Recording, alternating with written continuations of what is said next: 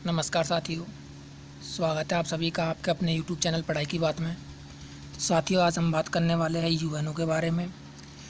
UNO की full form है United Nations organisation, यानी संयुक्त राष्ट्र संघ। अब ये संयुक्त राष्ट्र संघ की स्थापना कब हुई थी? तो जो सेकेंड वर्ल्ड वॉर हुआ था, द्वितीय विश्व युद्ध हुआ था, उसके बाद ही इसकी आवश्यकता महसूस हुई थी कि युद्धों को कैसे रोका जाए या फिर मानव के अधिकारों की रक्षा किस प्रकार की जाए। तो उसके लिए एक संगठन बनाया गया और उस संगठन को क्या नाम दिया गया? यूएनओ, संयुक्त राष्ट्र संघ। ठीक है, तो इसकी अगर अपन स्थापना की बात करते हैं तो इसकी स्थापना कब हुई थी? तो इसकी जो स्थापना हुई थी वो हुई थी अपनी 24 अक्टूबर 1945 को। इसकी स्थापना कब हुई थी? 24 अक्टूबर 1945 को इसकी स्थापना हुई थी। और इसकी जो स्थापना है वो कहाँ पे हुई थी? तो अमेरिका के न्यूयॉर्क शहर में हुई थी। तो ये मोस्ट इम्पॉर्टेंट चीज़ें हैं दोनों तीनों, ये आपको विशेषकर ध्यान रखनी है। एक तो 24 अक्टूबर 1945 को इसकी स्थापना हुई थी और कहाँ पे हुई थी? अमेरिका के न्यूयॉर्क शहर में हुई थी। ठीक है साथियों, ये जो 24 अक्टूबर है, 24 अक्टूबर के दिन संयुक्त राष्ट्र दिवस भी मनाया जाता है। तो विश्व संयुक्त राष्ट्र दिवस 24 अक्टूबर के दिन मनाया जाता है। क्यों मनाया जाता है? क्योंकि इस दिन यूएनओ की संयुक्त राष्ट्र संघ की स्थापना हुई थी, इसलिए मनाया जाता है।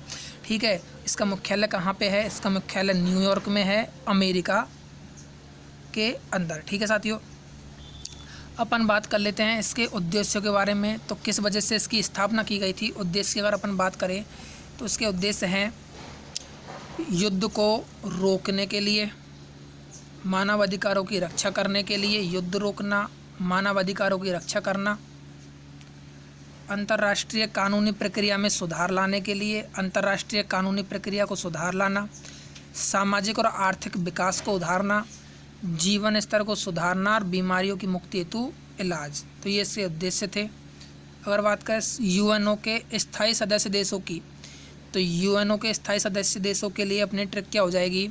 यूएनओ के स्थायी सदस्य देशों के लिए अपनी ट्रिक है कार का BF, CAR, कार का BF। सी से यहाँ पे क्या बन रहा है? चाइना बन रहा है। ए से क्या बन रहा है यहाँ पे? अमेरिका। आर से क्या बन रहा है यहाँ पे? रूस बन रहा है। बी से क्या बन रहा है? ब्रिटेन। और एफ से क्या बन रहा है यहाँ पे? फ्रांस बन रहा है। ठीक है, अगर इसकी आधिकारिक भाषाओं की अपन बात करें तो यूएनओ की आधिकारिक भाषाएं 6 आधिकारिक भाषाएं हैं और उन 6 आधिकारिक भाषाओं को अपन को याद रखना है। कौन कौन सी है? ट्रिक वही हो जाएगी अपनी कार का BF।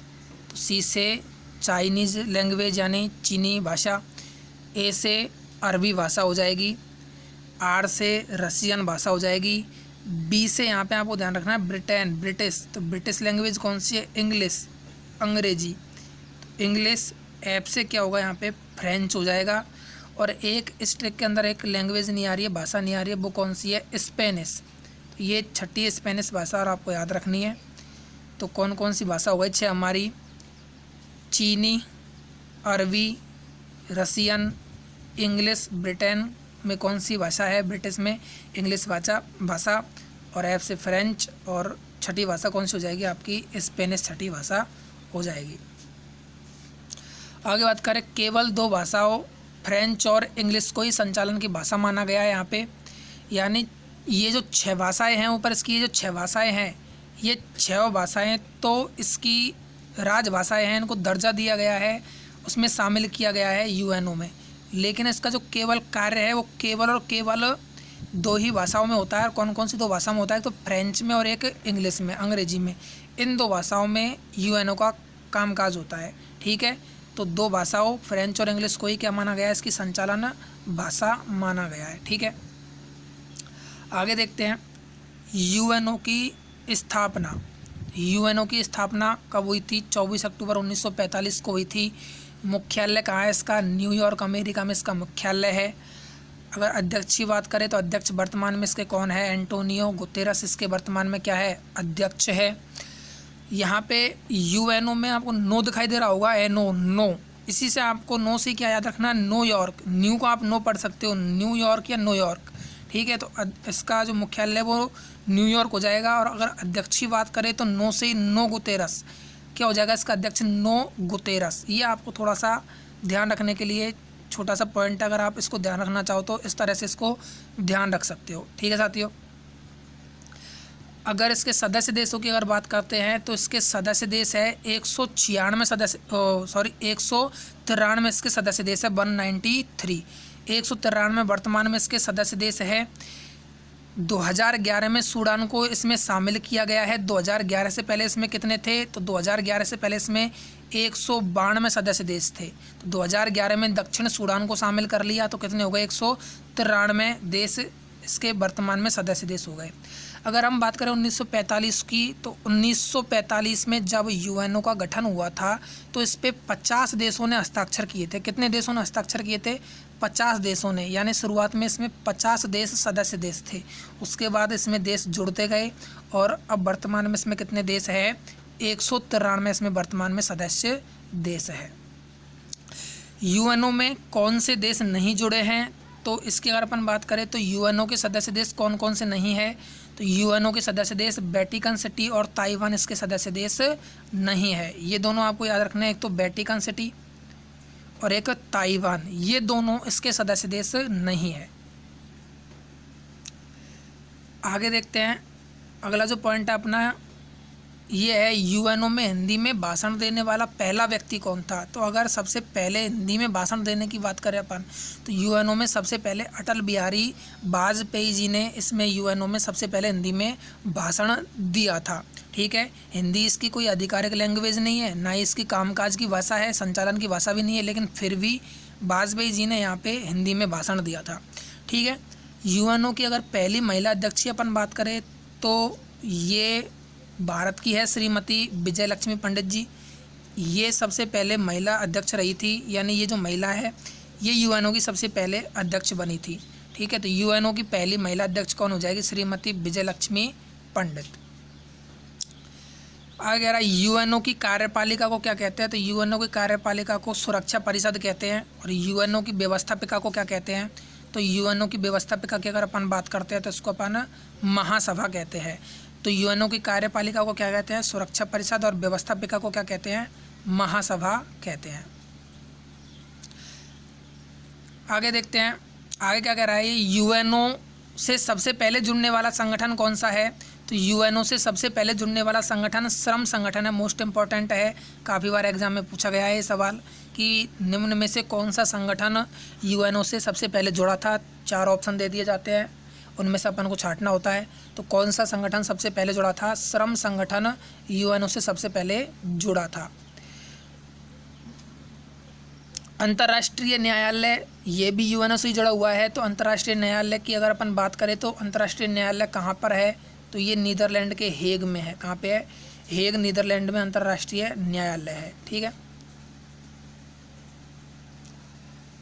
इसके कुछ प्रश्नों की अपन बात कर लेते हैं, एग्जाम में आए हुए सवाल है, तो उस आधार पर अपन देख लेते हैं किस तरीके से एग्जाम में सवाल बनते हैं। पहला प्रश्न क्या कह रहा है? संयुक्त राष्ट्र दिवस कब मनाया जाता है? जिस दिन इसकी स्थापना हुई थी उसी दिन संयुक्त राष्ट्र दिवस मनाया जाता है। तो इसकी स्थापना 24 अक्टूबर 1945 को हुई थी। तो 24 अक्टूबर को क्या मनाया जाता है?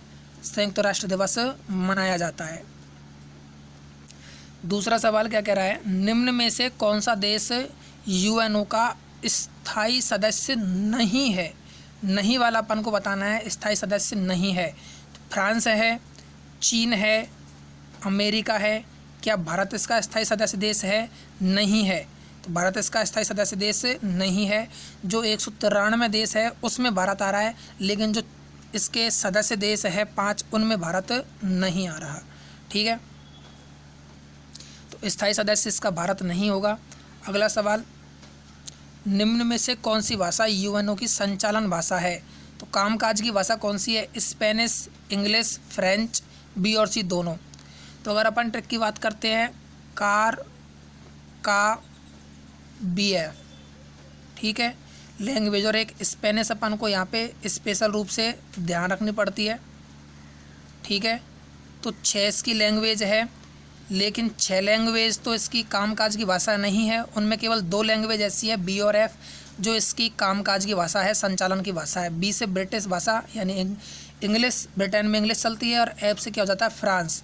तो इंग्लिश और फ्रेंच इसकी संचालन की भाषा है। तो आंसर क्या हो जाएगा अपना? डी अपना क्या हो जाएगा? आंसर हो जाएगा। चौथा सवाल, यूएनओ से जुड़ने वाला नया देश, यानी सबसे बाद में यूएनओ से कौन सा देश जुड़ा है वो अपन को बताना है।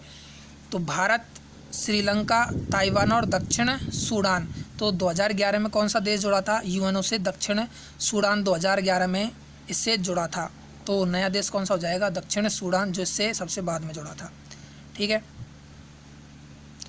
अगला सवाल है यूएनओ का मुख्यालय कहाँ पर है? तो इसकी स्थापना अमेरिका में हुई थी। तो अमेरिका के न्यूयॉर्क में इसका मुख्यालय है। अगर देशों को ऑप्शन में हमको देता है वो कि यूएनओ का मुख्यालय कहाँ पे है, भारत, अमेरिका, चीन, जापान, तो उसमें से आंसर अपना अमेरिका हो जाएगा। और अगर इस तरह से शहरों को वो अपन को देता है तो शहरों के रूप में अपना आंसर क्या हो जाएगा? न्यूयॉर्क अपना आंसर हो जाएगा। तो अमेरिका के न्यूयॉर्क में यूएनओ की स्थापना की गई थी। यूएनओ से सबसे पहले जुड़ने वाला संगठन कौन सा है? तो यूएनओ से सबसे पहले कौन सा संगठन जुड़ा था? क्या रेड क्रॉस जुड़ा था, विश्व व्यापार संगठन जुड़ा था, या फिर यूनिसेफ जुड़ा था, या श्रम संगठन जुड़ा था? तो कौन सा संगठन सबसे पहले जुड़ा था? श्रम संगठन सबसे पहले यूएनओ से जुड़ा था। कौन सा संगठन? श्रम संगठन। यूएनओ से सबसे पहले जुड़ने वाला संगठन कौन सा हो गया? श्रम संगठन हो गया। अगला 7वां सवाल क्या कह रहा है? यूएनओ की पहली महिला अध्यक्ष भारत से ही है। कौन है? तो वो है अपनी श्रीमती विजय लक्ष्मी पंडित जी। तो कौन है? एनी बेसेंट, विजय लक्ष्मी पंडित, सरोजिनी नायडू, सुचिता कृपलानी। तो इनको देख लेना आप। एनी बेसेंट कौन है? ये तो जो राष्ट्रीय कांग्रेस थी उससे जुड़ी हुई थी। सरोजिनी नायडू ये पहली भारत की क्या है? महिला राज्यपाल है। और सुचिता कृपलानी कौन है? ये भारत की पहली महिला मुख्यमंत्री है। ये आप मुझे बता देना कि कौन से राज्य की सबसे पहली महिला राज्यपाल है और ये कौन से राज्य की सबसे पहली महिला मुख्यमंत्री है। ठीक है। इस सवाल के अपन आंसर की बात करें तो अपना आंसर क्या हो जाएगा? विजय लक्ष्मी पंडित। तो यूएनओ की सबसे पहली महिला अध्यक्ष कौन है? विजय लक्ष्मी पंडित है।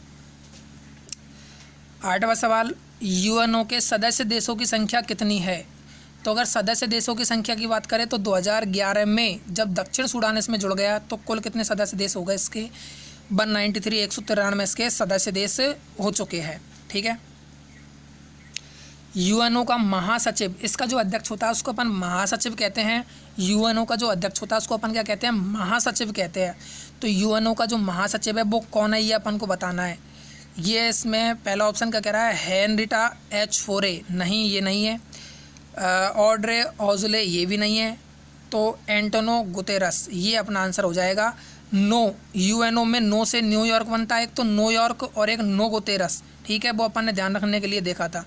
तो क्या हो जाएगा? नो गुतेरस यानी एंटोनो गुतेरस। तो आंसर क्या हो जाएगा? अपना सी आंसर हो जाएगा। 10वां सवाल, यूएनओ में हिंदी में भाषण देने वाला प्रथम व्यक्ति कौन है? तो सबसे पहले हिंदी में भाषण यूएनओ में किसने दिया था? रविंद्रनाथ टैगोर।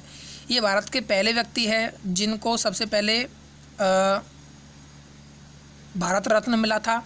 तो भारत के सबसे पहले व्यक्ति है जिनको भारत रत्न सबसे पहले मिला था। नरेंद्र मोदी, ये भारत के प्रधानमंत्री है, माननीय नरेंद्र मोदी जी। अगर अपन अटल बिहारी वाजपेयी की बात करें तो अटल बिहारी वाजपेयी जी ने सबसे पहले यूएनओ में क्या दिया था? भाषण दिया था। देने को तो नरेंद्र मोदी जी ने भी दिया था, लेकिन अगर ये बात कर रहा है यहाँ पे सबसे पहले की, प्रथम व्यक्ति कौन है, तो सबसे पहले भाषण देने वाला प्रथम व्यक्ति कौन है? तो अटल बिहारी वाजपेयी जी ने सबसे पहले यूएनओ में हिंदी में भाषण दिया था। निम्न में से कौन सी यूएनओ की आधिकारिक भाषा नहीं है? तो कौन सी भाषा नहीं है? तो ट्रिक के अनुसार देख लेते हैं अपन की। तो 6 भाषाएं हैं आधिकारिक भाषाएं। तो कार का BF, CAR का BF, और एक स्पेशल लैंग्वेज कौन सी थी अपने स्टार लैंग्वेज? स्पेनिश। ठीक है, वो अपन को याद रखनी थी, स्पेनिश। तो C से चाइनीज़ लैंग्वेज इसकी आधिकारिक भाषा है। A4 अरबीस की संयुक्त आधिकारिक भाषा है।